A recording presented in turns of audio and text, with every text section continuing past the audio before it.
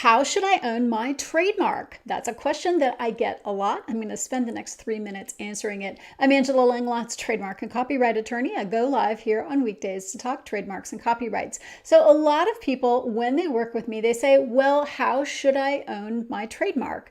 And it's one of those it depends things. You can own it personally. You can own it in the operating company, or you can own it in a special LLC and license it back to the operating company, or license it from yourself to the operating company. For me, it's all about which entity has the most liability. Now, if you're a doctor and you have a professional practice and you want to get a registered trademark for your professional practice, you have a lot of liability as a doctor, and the professional practice has a lot of liability. So I would say in those situations, it's better to set up an LLC in a friendly state where it doesn't cost much to keep and maintain the LLC, and have that entity own your intellectual property. This might include copyrighted materials, any patents you might own, any trademarks you might own, so that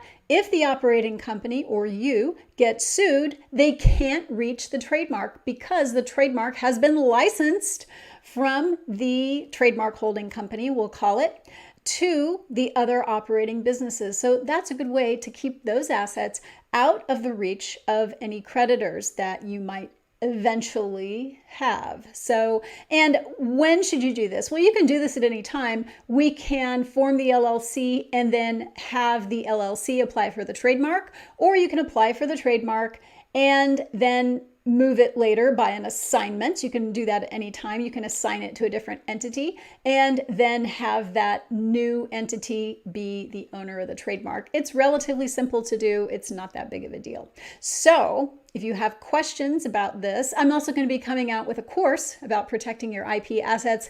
Let me know if you would like to know more about that when it comes out. And if you have any trademark questions, please drop them into the comments. I'll answer them in a future live video. If you like this video, please share it. And don't forget to like and subscribe. That way you will be the first to know when I publish new material.